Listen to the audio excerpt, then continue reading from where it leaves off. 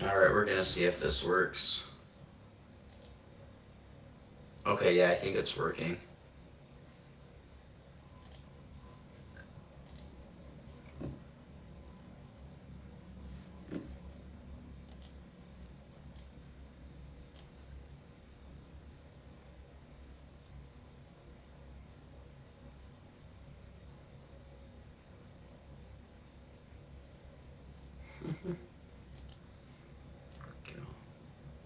Get that more towards the center of the screen. Alright, what's up, guys? So, we're gonna be talking about Green Day today. Green Day is my absolute favorite band in the entire world. So, before we get too deep into the stuff, I'm going to talk about my journey with Green Day. So, my journey with Green Day started when I was 3 years old. 3 or 4. I believe I was probably 3 because 2004 when American Idiot came out. 4. Here, sorry, I'm just pulling it up so I can get the chat all working and ready because for some reason my Stream Elements chat thing isn't wanting to work, so I'm just doing like a source of working and ready because for some reason my Stream Elements chat thing isn't wanting to work, so I'm just doing like a source of working and ready because for some reason my Stream Elements.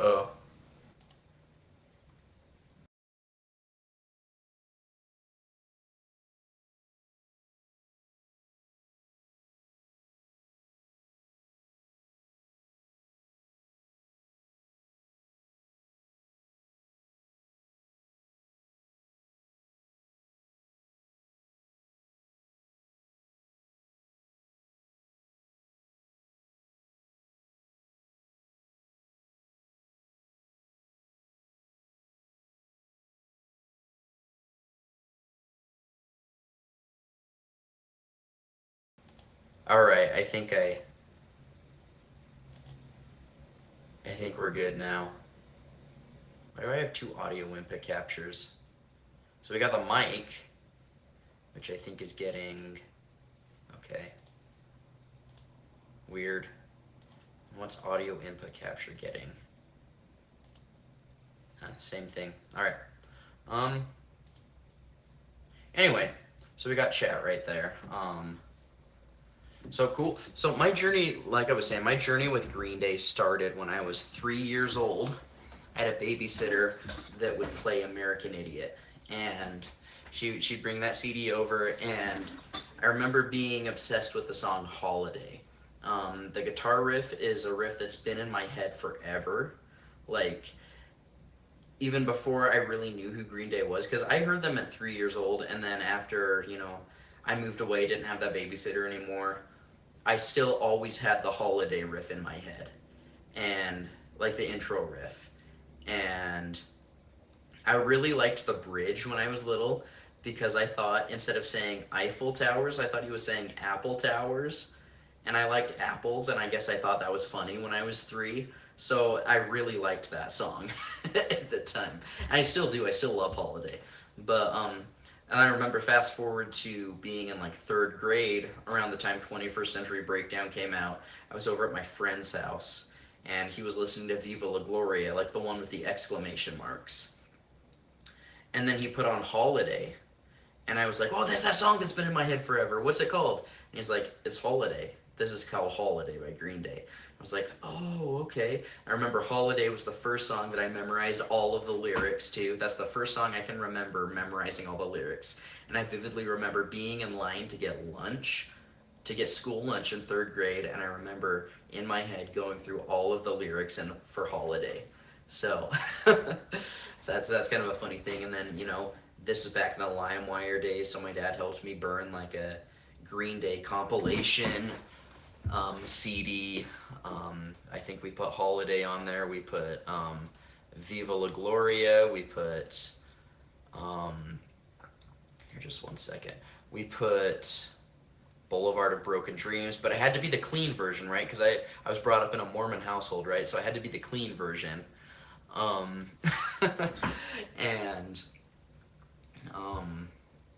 what else did we put on the 21 Guns was one of them. That was always one of my favorite Green Day songs. Like now, maybe not so much, but like it's still a great song. But yeah, I just Green Day's always, always, always, always been huge for me. So that's why we're here. I remember getting into Green Day Rock Band when I was little. Um, I remember learning a bunch of their songs from that. That's how I found out what Know Your Enemy was because I watched the Green Day Rock Band video of that. Um, that's how I discovered most of the songs off of Dookie.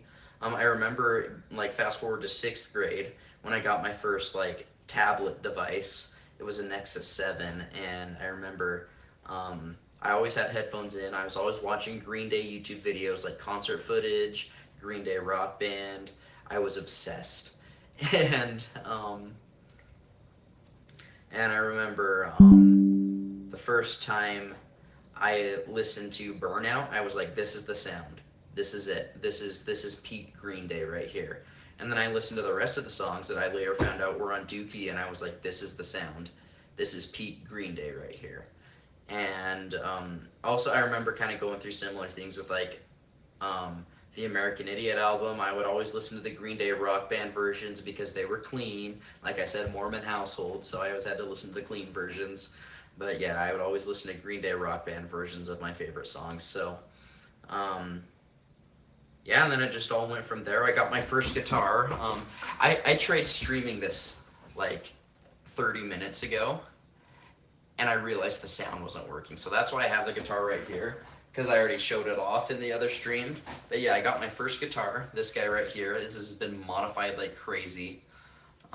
It's an Epiphone Les Paul Jr., and I got this when I was like 11. And I started learning Green Day songs. The first song I learned was Holiday, and I remember watching like every tutorial on YouTube for it. I remember just practicing and practicing and practicing, taking it to my guitar lessons. I remember learning 21 Guns, Viva La Gloria. On my other YouTube channel, I've got some old covers. I don't know if they're still public or not, but of me in that time when I was in like sixth grade playing like Viva La Gloria and Basket Case and all those Green Day songs. But yeah, this thing's been modified like crazy. Like, let's kind of show it more up close. It's got like the gold volume knobs. They used to be the black speed knobs. I've got taped the strap on. This thing used to be covered in stickers, but I thought it looked better without the stickers, so I took them off about like a year ago. Yeah, this is like one of my all-time favorite guitars. For an Epiphone Junior, this thing's great. This thing's amazing. I just recently got another Epiphone Junior. Also, this is the original pickguard because I changed the pickguard out to tortoiseshell. This is that original pickguard with a Dare sticker on it. If those videos on my other channel are still public, my other channel is Gabe Person. My name's Gabe, so it's Gabe Person because I didn't want to give out my last name when I made the channel. So if you look it up, you'll probably see some videos of me when I was like 11 playing Green Day songs with that black guitar with a humbucker in it. It probably looked a lot more like this guy. Sorry, I'm plugged into my headphones. There you go. Probably looked a lot more like this guy right here. I do plan to put a P90 in this one as well, but specs were more like this with the humbucker and the really ugly cream pickup ring. But these are great guitars, and it was just nostalgic to get another Junior. Plus, I wanted a Junior in E flat with a P90, so I could play some of the 21st Century Breakdown stuff. But anyway, guitar tangent aside, I guess it's not a tangent because that's, part of my Green Day journey. I learned how to play like literally every one of their songs on guitar. I can play pretty much every song from 39 Smooth up to 21st Century Breakdown. I kind of stopped with the trilogy and then like everything after that. I learned some of the songs on Revolution Radio, but I haven't really learned anything after that. But yeah, so with that being said, let's dive in. So we got the album, and I already had this pulled up too. 1039 Smoothed Out Slappy Hours. So This is the album that got them started. So it's actually a compilation album of their first album plus 2 EPs. So the album was originally 39 Smooth. So, and then they combined it with the 1,000 Hours EP and the Slappy EP. So it's 1,039 Smoothed Out Slappy Hours. So, this album, I remember when I had my tablet, I had Google Play Music, because it was a Nexus tablet, so it was Android. But I had Google Play Music, and I remember they gave me like, I think, a 3-month free trial of it. So I remember vividly being like up at my grandparents' house out in the desert with my tablet, with my headphones in, just consuming everything Green Day.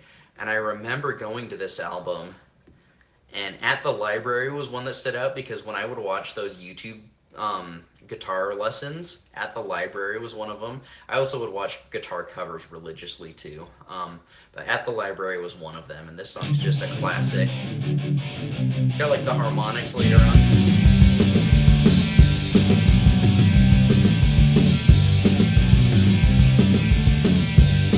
Oh, where is it? Yeah, right there. Yeah, so that song's great. That's, you know, if Oscar, if you end up watching this, Oscar's been on my guitar cover live streams a couple times. He was in a band that I was in. I was in a band with him in junior high, and that's one of the ones we learned together. I remember jamming with him after that band broke up. We just kind of got together and jammed, and we just started playing At the Library. So it's a little bit of a deep cut, but it's a classic. It's a classic Green Day song. Don't Leave Me is fun.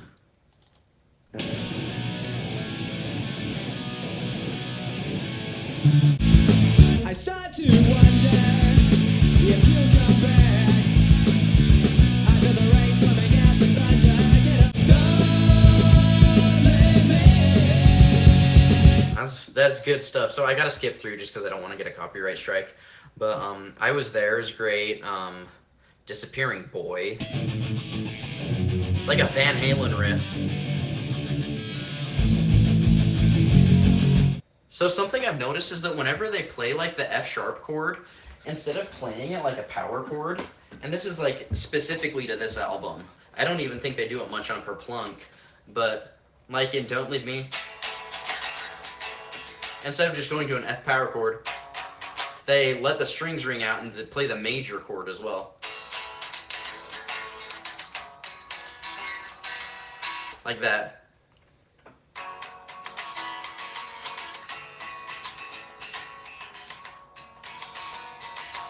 And that's something that I think is really cool, and it's a really unique sound in punk. But you do hear that all the time in like prog music, like in Pink Floyd, and I'm sure some of the bands that they grew up listening to, they probably got it from that. So that's just a super cool addition that I've noticed is very unique to this era of Green Day.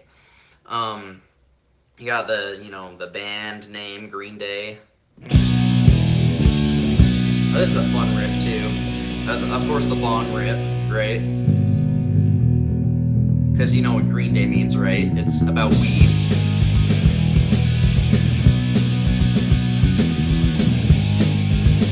Fantastic riff right there. Just classic punky 3 chords.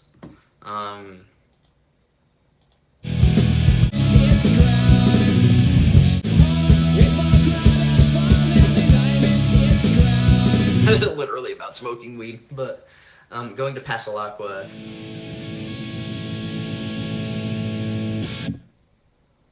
Here we go again. Infatuation touches me just when. This is a classic. This is a staple of like all of their early 90s shows. And of course, Jaded in Chicago. They played this to open it up. 16.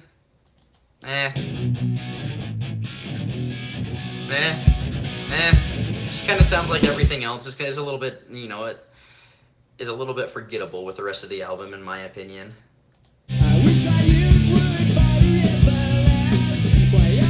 Maybe it's just a little bit slow, Road to Acceptance is great. Always waste my time just wondering what the next man.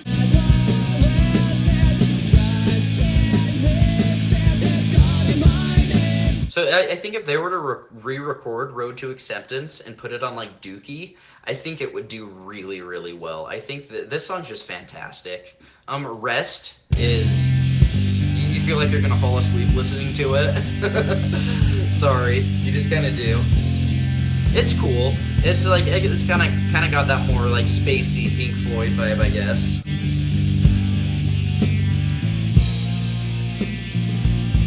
Get rearranged.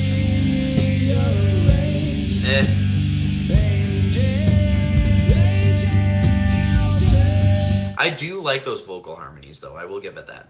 Judge's Daughter. This is another one that I like obsessed over because somebody did like a YouTube video thing like Billy Joe Insane solo, and he was playing the Judge's Daughter solo. So I'll pull that up. I think I'm gonna pop. Right here.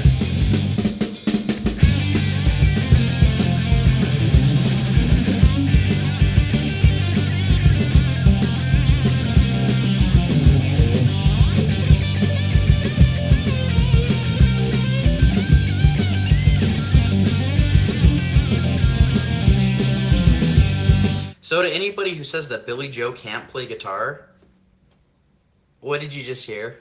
You just heard Billy just rip an awesome solo. Like very Chuck Berry reminiscent. And you know, I'm not going to say that he's like the most technical player ever. He plays a lot of blues licks, but I mean, he definitely can play guitar. Again, not saying he's the greatest guitar player of all time, but he definitely can play guitar. Just listen to this album. He rips some really awesome solos in this album. And live too. He does a lot of like live extended solos for songs that maybe don't have solos. So Paper Lanterns is classic. They play it really slow on the album. They speed it up live quite a bit.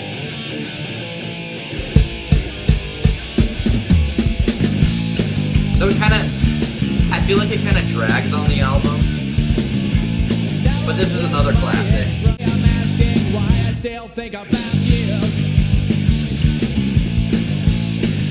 I'm understanding now that we are only friends. To this day, I'm asking why I still. There's a very, very famous performance of them doing this live Jaded in Chicago.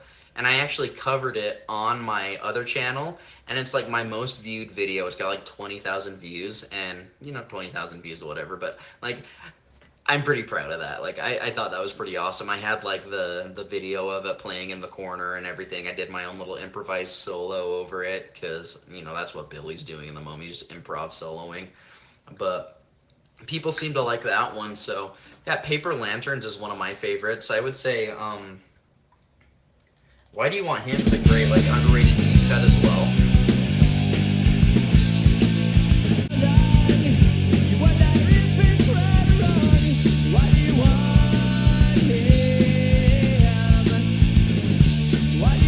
I think, correct me if I'm wrong, but if I remember right, I think Billy said that this was one of the first songs that he wrote for Green Day was Why Do You Want Him? Back when they were Sweet Children. Because that's what their band used to be called, was Sweet Children. They formed in 1987. This album, I believe, came out in 91, yeah. 409 Your Coffee Maker was re-recorded for Dookie. Fantastic song.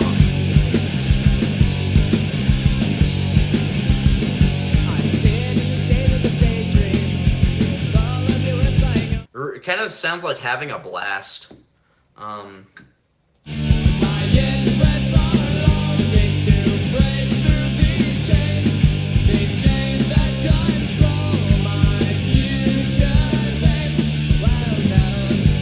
The only gripe I have with this song is the chorus, because I feel like it's just repeating the exact same thing twice, just with different lyrics. And it's just, there's just not a lot of variation in the chorus. I think they could have refined the chorus of the song a little bit better. But I mean, that being said, this is a standout song on the album. And they re-recorded it for Dookie. It didn't make it to the album. It was an outtake. A B-side, I think they put it in with the Basket Case single. And they did some more movement in the bass line.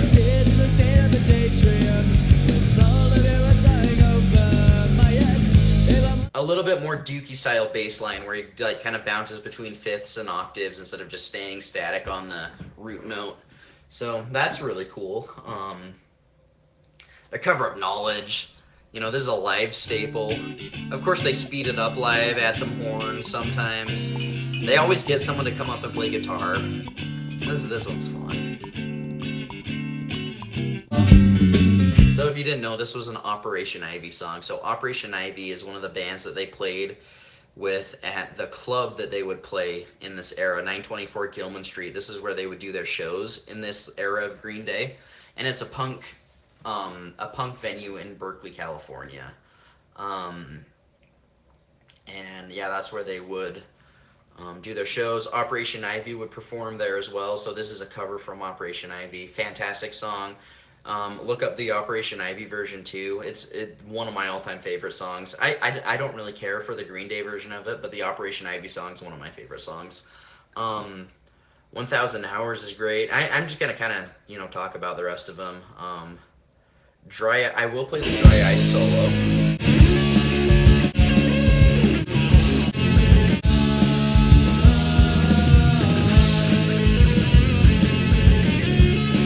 Fantastic solo.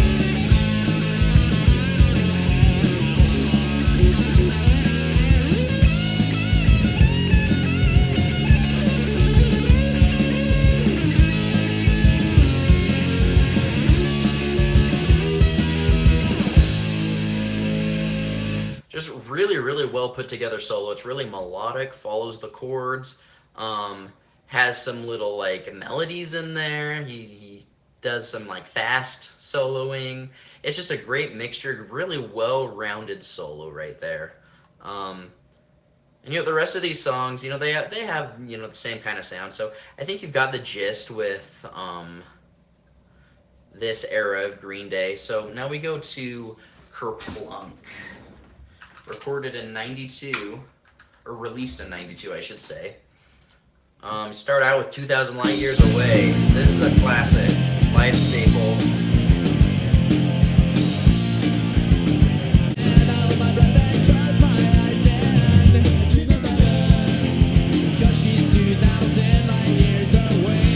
And let me just, this is my ADHD mind, but let's go back. I'll just kind of talk about the standout tracks on the 1039 Smooth Out Slappy Hours era. So At the Library is a huge standout. Don't Leave Me is a standout. I would say Disappearing Boy is a standout. Going to Pasalacqua. Road to Acceptance is somewhat of a standout. Judge's Daughter is a huge standout. So is Paper Lanterns, although the album version is just too slow.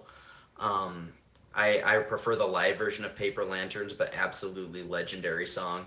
Why Do You Want Him is great. 409 in Your Coffee Maker is a pretty big standout. 1,000 Hours is somewhat of a standout.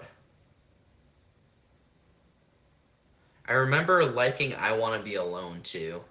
It just kind of got that like classic Green Day tone or Green Day sound. Yo, dude, what's up, Punk Frenzy? You love Dry Ice, dude. Dry Ice is great.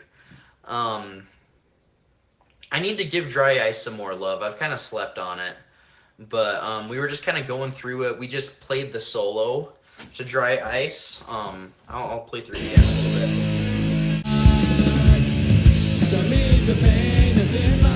That chorus is great though.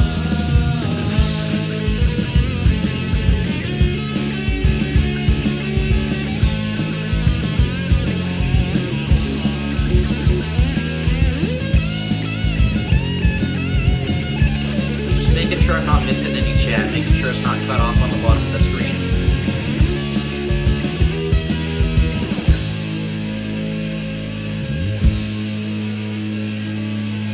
But shout out to Punk Frenzy, so I was saying that, back when I first started, listening to Green Day and first starting to get into them, I would scour the web for all of the guitar tutorials and all of the guitar covers, and, I actually recorded one of my own covers for Geek Stink Breath, sorry, not cover, but, tutorial for Geek Stink Breath, and Punk Frenzy saw it, was watching it in his during class, trying to learn how to play the song. So shout out to Punk Frenzy. I actually checked out his channel after he started watching my live streams, Great stuff, dude. Your music sounds awesome. Your covers sound great. Did you do original music on your channel? I can't remember. I just remember everything just sounding awesome. I was pretty impressed. I subscribed, so dude, you're awesome. Thanks for joining. Big shout out to Punk Frenzy. Go check him out. Yeah, Dry Ice. Dry Ice is great. This whole album, Punk Frenzy brings up a really good point. Billy's solos were top tier on this album. He's never really soloed like this until the trilogy, ironically, which I don't even really like the trilogy. But yeah, his solos went away for a while. But on the first album, or the first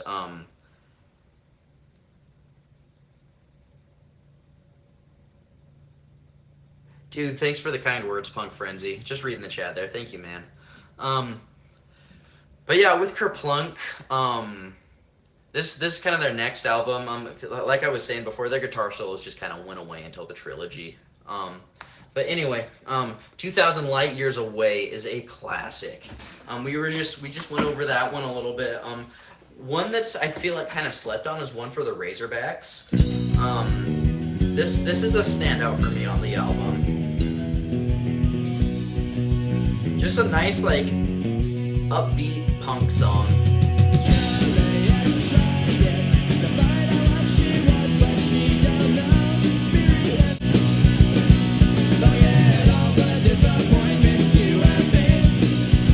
So kind of similar sounding production. Still on Lookout Records, their indie record label that they were on in the Gilman scene. The first version of Welcome to Paradise is on Kerplunk. So you go here, you kind of hear the lo-fi Welcome to Paradise. It's a little bit faster. Another urchin snaps and left head on his arm. It makes me wonder why I'm... Yeah, Mike Dirnt's bass playing really took off in this album too.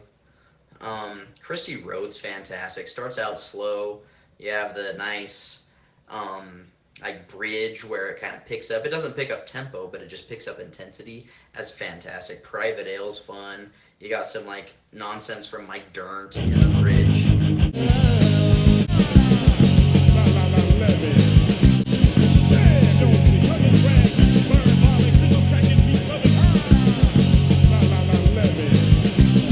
Nice scream right here from Billy. This is just a fun album. Kerplunk is fun. I love this album. Dominated Love Slave is just a goofy song. With Trey Cool singing. This is the first album with Trey Cool on drums too. I wanna be your dominated love slave. Wanna be the one who takes the pain. Hurt me, so drive them staples deep.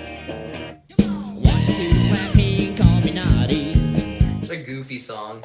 One of My Lies is fantastic. This is another one that I feel like if they re-recorded on Dookie, it would have done well. Definitely a huge standout for me. When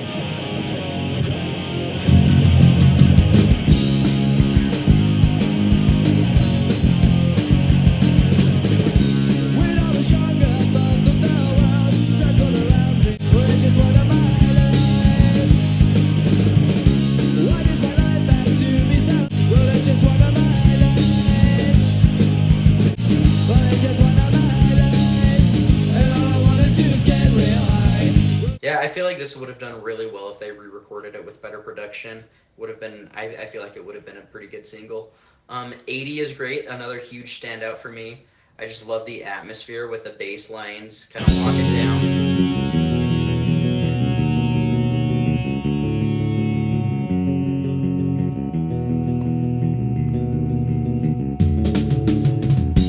Mental stability reaches its bitter end. Makes some sense in there. But did you know it? And I end up talking to myself. Another one I would love to hear with better production, like Dukified. There's also a channel that does Dukified covers, where they like record Green Day songs like they were on Dookie. And 80 would be fantastic. They've probably done one for 80, but I would love to hear that with Dookie production. Android's great.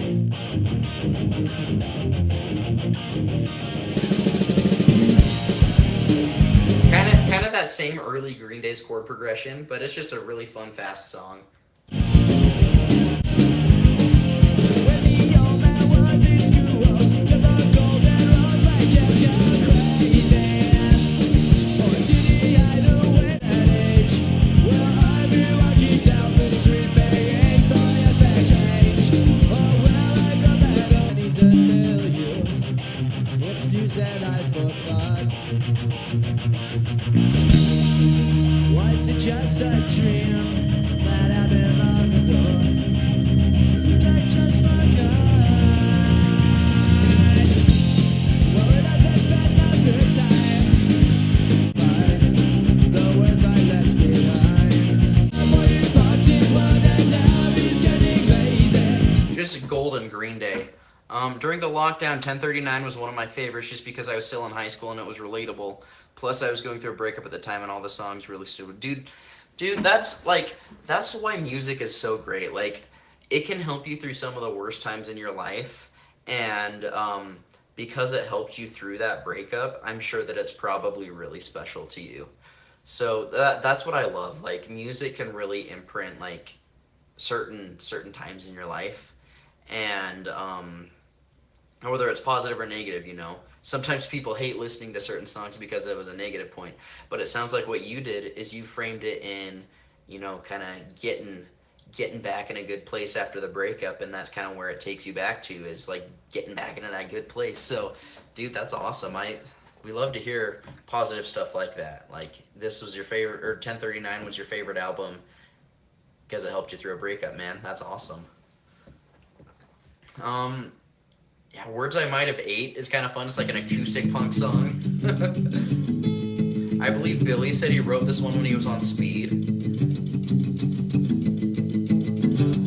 Now it seems I can't keep my mind above you. Kind of like Violent Femmes vibes there. Skip around in here.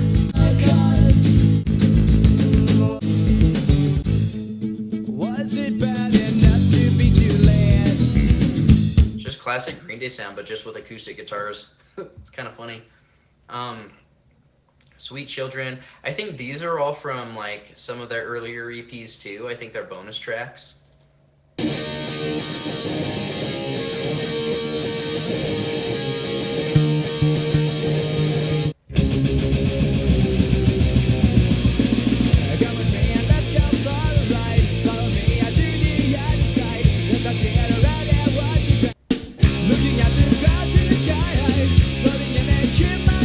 It's like these two songs sound like exactly the same, just in different keys. These last four songs aren't really anything too special, honestly. My Generation's kind of cool though. It's a cover of The Who.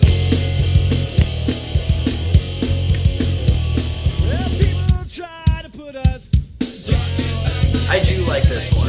Just because we get around. That's a good one. It's a cover of The Who's My Generation. All right, now we go to 1994. Dookie. So Dookie, I think, is just objectively one of Green Day's best albums. Like, I think that's not a hot take at all. Dookie's like probably an S tier album. I've just worn it out a little bit because I've listened to it so much. So for me personally, it would probably sit in the A tier. But I would say objectively, Dookie's an S tier album.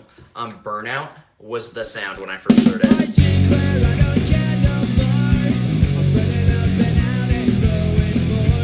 Huge leap in production value here because they signed to a major record label, which got them kicked out of Gilman Street, got them labeled as sellouts, which is really weird. It's like, why, you know, why can't you make a little bit of money doing what you love, spreading a good message? You know what I mean? Punk's all about, you know, spreading a message of individuality and being yourself. And why not do that and make some money? And you know, you just get your message out to more people. You know. Anyway, so it just really bothers me when people say that Green Day isn't punk, because like that's the most punk thing ever, to try to get your message out to a lot of people. Saviors is the best album, actually. I'm gonna be a poser here and say that I've never listened to Saviors. I haven't. Like I haven't. Um. Oh, that's Oscar. Yo, what's up, dude? What's up? I didn't even realize that was you, man. Oscar, what did you think? Oh, you haven't listened to it? Yeah. Um. Yeah, Saviors. I've heard good things about it. I just like, to me, Green Day is from Dookie to 21st Century Breakdown. Like that's the bulk of Green Day that I listen to. I don't really pay attention to them really after 21st Century Breakdown, which I should. I really should. But that time in my life where my music tastes were formed in my teenage years, it was Dookie through 21st Century Breakdown on repeat. So they're just really special albums to me.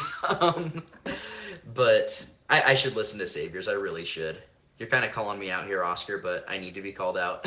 um, Burnout. So yeah, Burnout. When I first heard Burnout, it was on Green Day Rock Band. Actually, a YouTube video of Green Day Rock Band, and I was like, "This is the sound. This is it. This is the sound." I declare I don't care no more. I'm running up and out and growing bored. Got a nice like drum break right here. This was Oscar. Remember Jake like obsessively trying to learn this drum break?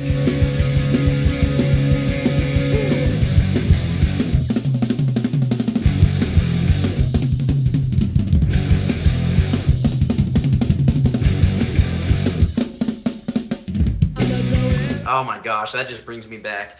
So Oscar, I think I mentioned this earlier, but Oscar, shout out to him. He was in a band with me in junior high. He actually invited me to join the band. So technically I was in his band. I played guitar, he played guitar and sang. We played a bunch of Green Day songs. Jake was our drummer, and Jake was obsessed with the drum fill in Burnout. He was like it was when he first learned drums. It was one of the first little drum sections he learned, and he would just obsessively play it. So I don't know if you remember that, Oscar, but good memories. Um, yeah, Punk Frenzy. Saviors is honestly not bad. 7.5 or 8. A few songs are really good. Yeah, I mean, I liked some of the singles that came out. I thought Look Ma No Brains was catchy. I thought what was the big single that they like teased it with other than Look Ma No Brains? I think Dilemma's cool. It's different. Like it's kind of Dilemma is kind of like What's Her Name. In fact, it kind of has the What's Her Name riff in it. And Drop D and everything. What was the song that they used to like announce Saviors? I thought that one was decent. Having a Blast from Dookie. We're back to Dookie, switching gears again. Having a Blast is great. This just whole album, I can play this like if you blindfolded me, handed me a guitar, I could play and sing every song front to back. Yeah, The American Dream is killing me. That song's pretty good. Like that song's fine. Like I think honestly Green Day, like I like everything that they put out. It's just like I think the nostalgia factor that keeps me glued to like Dookie through 21st Century Breakdown. But I should really listen to. I'm also autistic, so that could have something to do with it, not wanting to branch out from what I already know and like. and like that's not a joke, I actually am. But having a blast, but it still is a joke at the same time. But having a blast is great.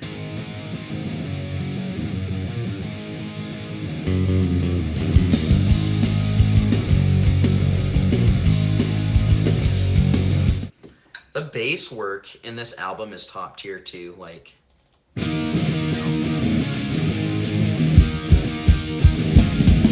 talking about bass but skipping long too. This is like the Green Day bass song. I'll sit around and watch the tube, but nothing's on.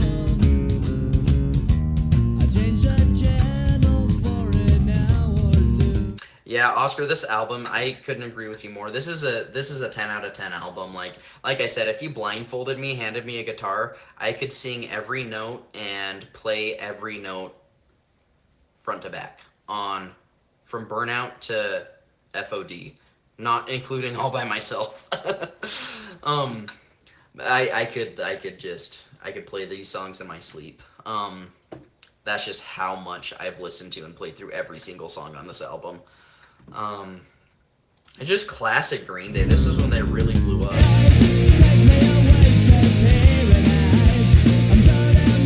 And everybody knows Welcome to Paradise, but the real deep cut, the real hot take here is I think Pulling Teeth is an S tier song. I love this song. This is like if Green Day was like kind of leaning into like Social Distortion vibes. A little bit of country tinge to it.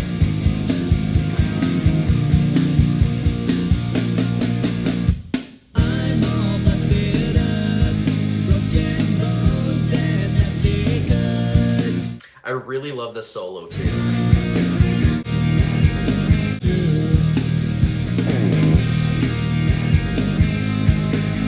'90s to 2000s Green Day is really my favorite era. I agree.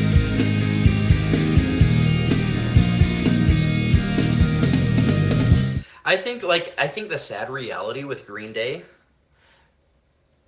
Dude, Oscar, good luck with your homework, man. Thanks for joining the live. I love seeing you here.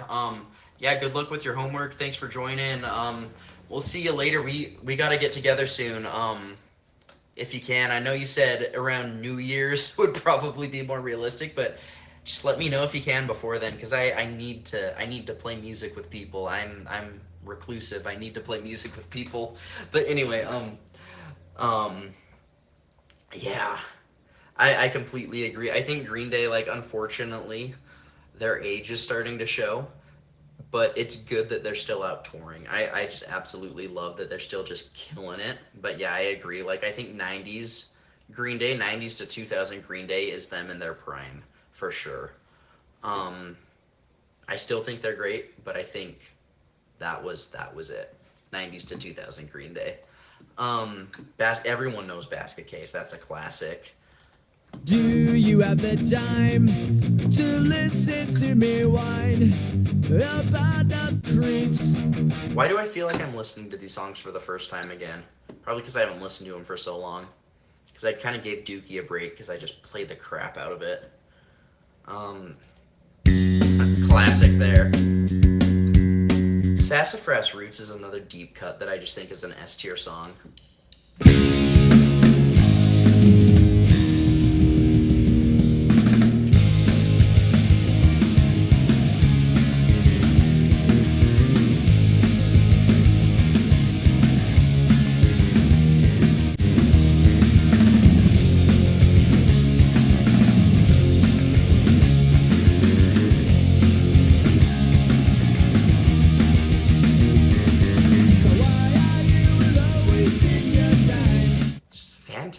Fantastic stuff. When I Come Around, hot take, I don't really like When I Come Around that much. It just seems like it's slow. It seems like it doesn't fit in with the energy. I know it's a classic, but I like almost always skip When I Come Around. It's a good song, but it's just like there's so many more Green Day songs I would rather listen to than When I Come Around. In my opinion, I know that's kind of a hot take, but if you like it, you like it. This is a song about being bi in the 90s. For everyone that says Green Day got woke when Saviors came out, first of all, people have been saying Green Day got woke every time they release an album. Like, they did that with American Idiot, they did that with 21st Century Breakdown, they did that with the Trilogy. Whenever Green Day makes a political statement, they got woke.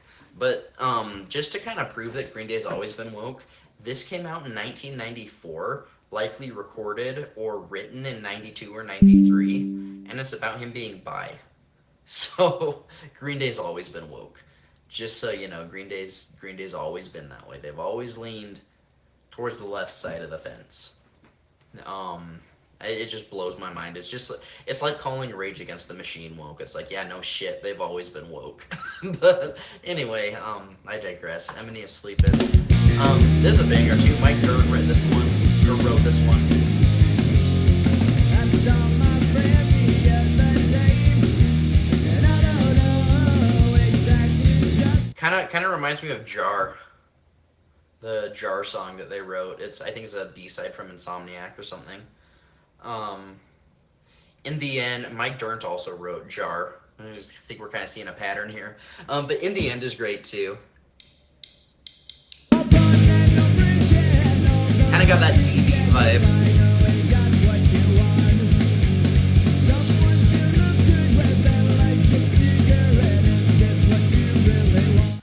Pretty heavy hitting punk song there, and then of course FOE is a classic. Starts out acoustic and blows up into just tons of anger.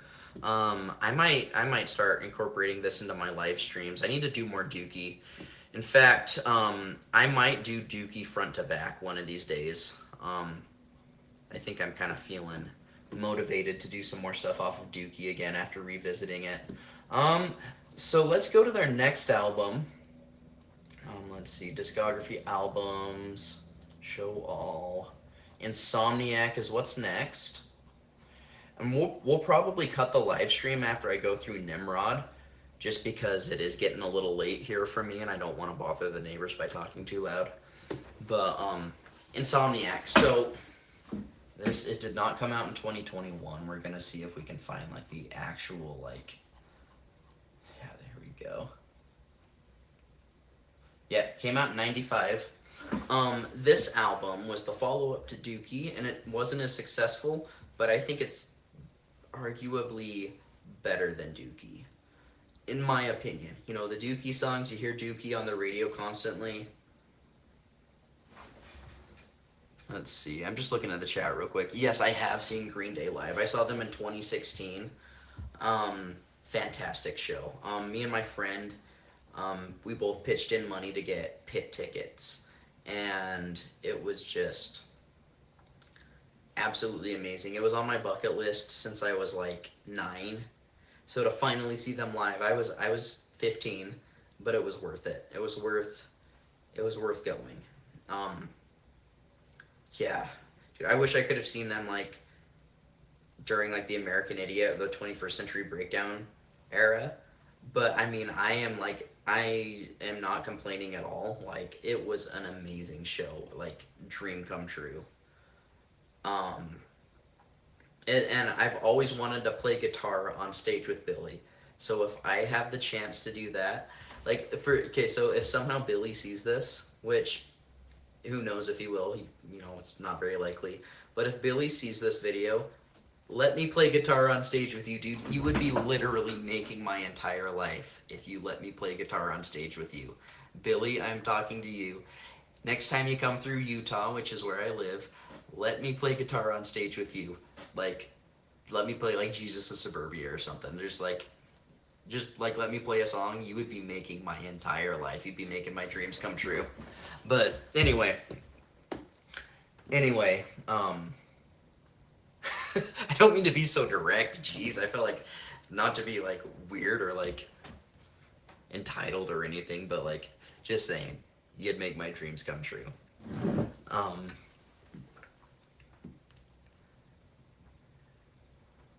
yeah, dude, if you can't tell, Green Day is my favorite band, absolutely. Insomniac. So Insomniac followed up Dookie, was not as popular as Dookie, but I think the highs on Insomniac are better than the highs on Dookie, honestly. We got this banger that starts it off.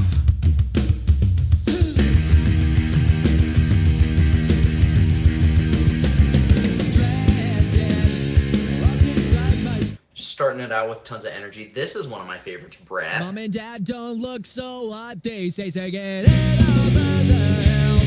Then let's close it in and catch it up. As far as I can tell. Get up and up and chat and go burn. And there's plans of defiance. On this wait from Mom and Dad to die. Get my inheritance. Well, now I'm more. I freaking love Brat. It's such a sarcastic, just tongue-in-cheek, just super bratty song about a trust fund kid that's waiting for his parents to die so he can get all their money. I love that song. Stuck With Me. I used to play this one a ton on guitar, and I think I kind of wore it out a little bit. Dude, thank you for the kind words, by the way, Punk Frenzy. Dude, you're hyping me up so much, and I love it. Um, dude, you're always doing that. Thank you, I appreciate it.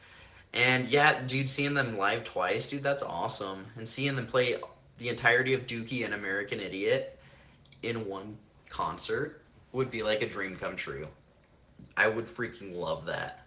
I bet they sounded amazing. Like as old as they're getting now, they still sound great. Yeah, Stuck With Me's great. Geek Stink Breath's a classic. Got like the death growl at the beginning.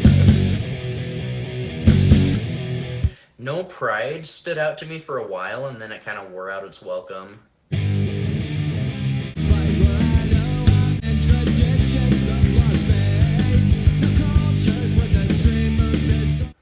But Babs Uvula Who? Okay, so if we're going through all of this and picking two songs that stand out the most, Babs Uvula Who and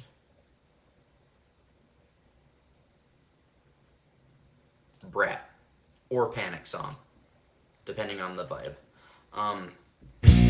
One of my absolute favorite Green Day songs.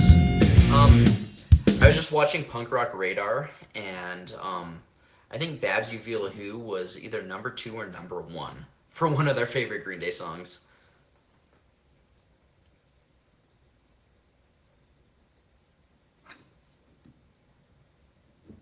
Dude, Punk Frenzy, I don't deserve such kindness, so thank you.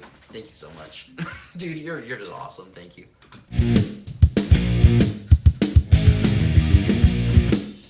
The album on this, or that energy on this album is just so angry.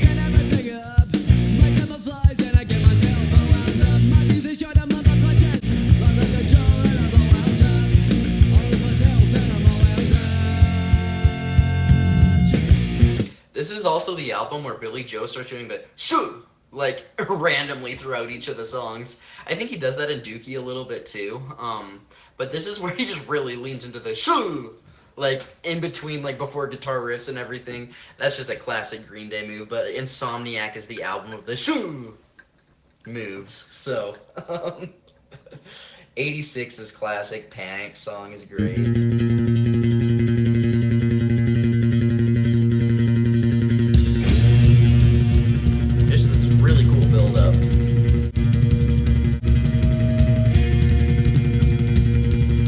Spoil it, go listen to it, but one of my favorites on the album. Stuart in the Avenue. A lot of people love this one, and it is a good one. It's a nice single. This would make a good single, like a good radio single.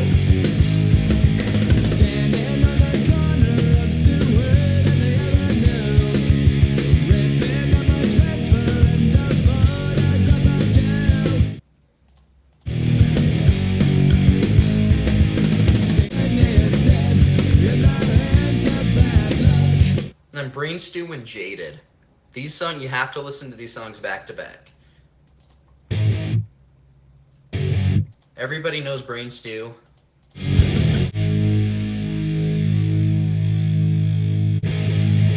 But they fade together.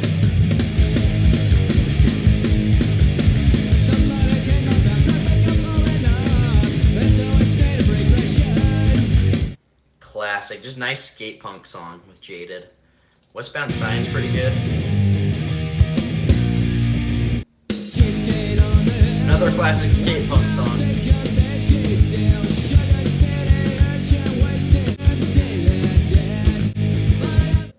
90s Green Day, man, you just can't beat 90s Green Day, man. Like 90s Green Day and 2000s Green Day, I think are like equally as good.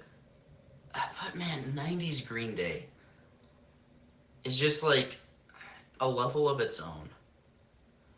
And 2000s Green Day is also a level of its own, but just in a different way. Like 90s Green Day is like punk rock mastery. 2000s Green Day is like musical artistic mastery. So, Walking Contradiction's fun too. It sounds like it could be an outtake of Dookie because the guitar tone's less like heavy.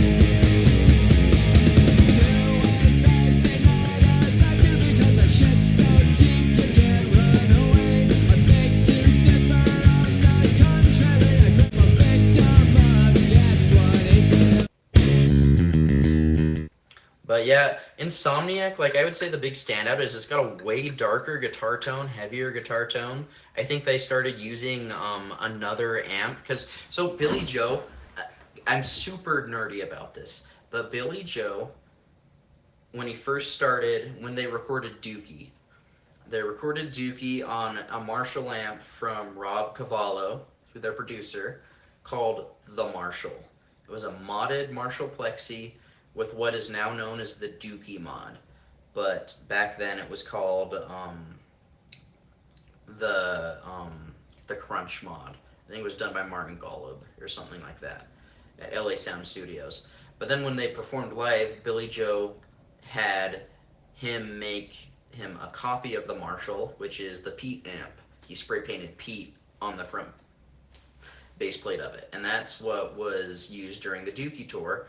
And then when they recorded Insomniac, they got another Marshall, put the SE lead mod on it, which gives it even more gain, more saturation, makes it kind of sound like 80s metal, and then they combined the two, and that's the sound of Insomniac.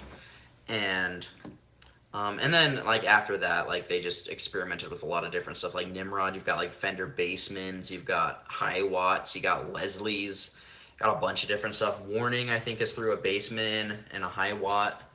American Idiot, they play with Parks, Bassmans, Hiwatts, Victoria Tweeds. Just so they started experimenting a ton. But Dookie and Insomniac are those two Pete and Meat. Dookie is Pete, Insomniac is Pete and Meat. And then American Idiot, I believe the main sound is another Marshall amp modded to be more like Meat. So it's like the SE lead mod, they call it the Idiot mod. It's the SE lead mod, but with a tighter low end. So I always thought American Idiot sounded a little bit more like gainy and scooped anyway, so that makes a lot of sense. Just reading the chat here, dude, Westbound Sign is great. Like, we'll play a little bit of that. Wasn't Westbound Sign on the Cars commercial? Someone told me that. I don't know if that's true. They only performed it at a sound check in 90. I wonder why.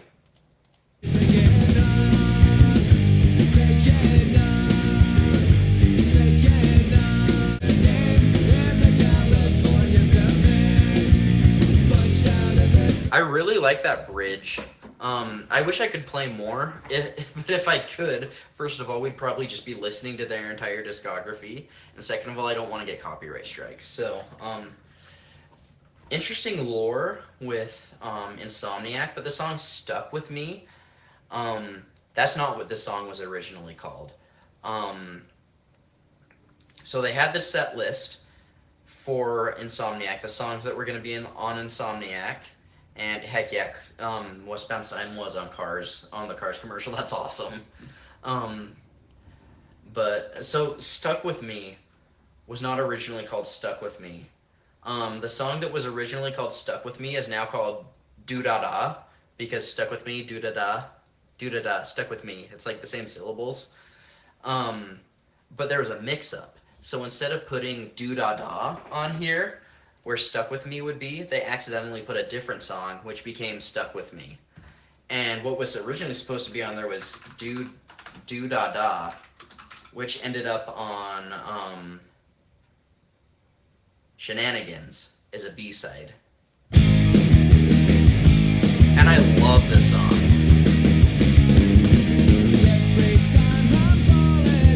Totally that Insomniac vibe.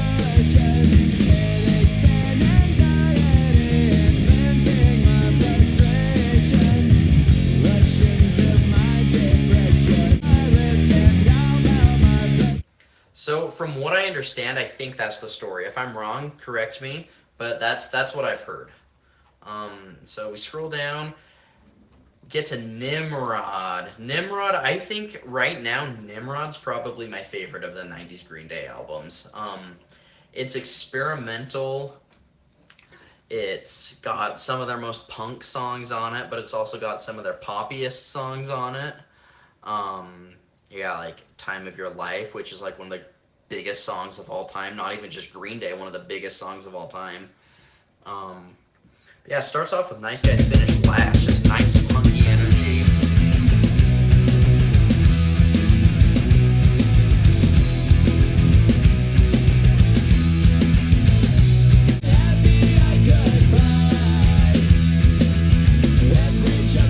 guitar tone's a little different on this album too. It's like more organic, I think. Like, I know they used Fender Bassemans to record on here. I don't know if, because the Grouch has a much cleaner guitar tone. I was a young boy that had big You can tell. plans. Now It almost sounds like a clean tone. oh, man. What did I put in? I hate everything. The world tells me so, fuck you. Glory days don't mean shit to me. Why take a six-pack of apathy? Lights are pitching, so am I. The world tells me so, fuck you. Wait till you then a fence full of That's like a super, super clean tone. So I think that's the Fender Bassman. But I think, I don't know what they're using to record the rest of this. It's probably just Pete, to be honest. The Pete Man.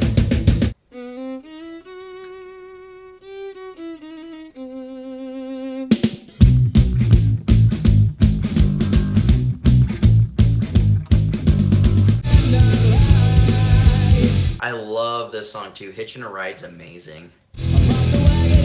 Redundant and Take Back are my favorite underrated ones from the album. Yeah, dude, Redundant is slept on. I slept on it for a while too, and then I realized how much it sounds like the Beatles. And I don't even really like the Beatles that much, but I love Beatles-inspired stuff. So I heard Redundant, and I'm like, this is like the Beatles. This is cool.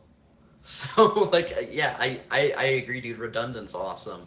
Take Back's great too. When I learned how to like scream, Take Back helped me kind of perfect it. You got to hear the guitar solo because I'm still trying to figure out what he does. Because Billy Joe, when he plays it live, it sounds like he's playing it an octave down. But on the album, it sounds like it's an octave up. So I'm wondering if maybe the guitar is played the octave down, and then there's like violin doing the octave up. So let's listen for that. There's a trout at the fountain. My tongue is swallowed up as a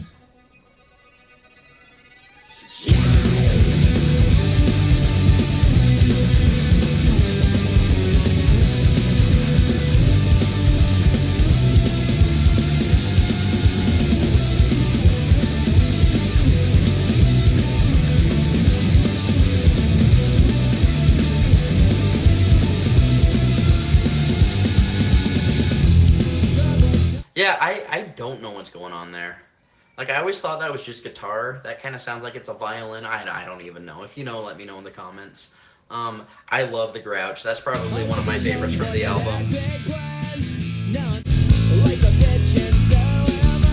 Just such a snotty song. I love it.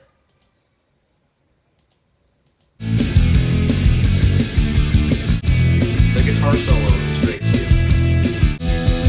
Right here.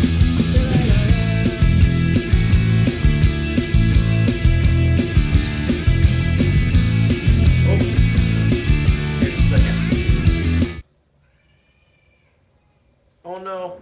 Here, I gotta go check on my son. I put him to bed, but he's crying, so I'm gonna go check on him and make sure he's okay.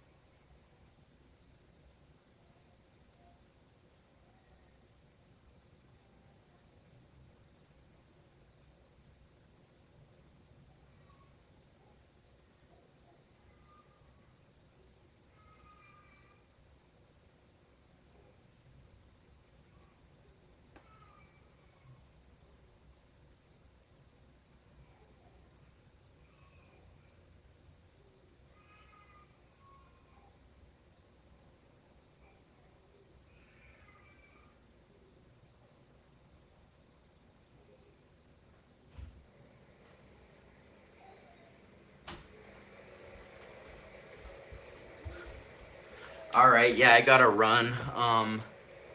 I think it is him bending the strings during the octaves. I'm pretty sure he does that. I definitely hear that, but I do gotta run. My son needs me. He's kind of sick and he's coughing. He's having a hard time. We don't know yet. We think he might have asthma, so I gotta get him his inhaler. So I'm just gonna stop the stream. We're gonna pick up on Nimrod next time.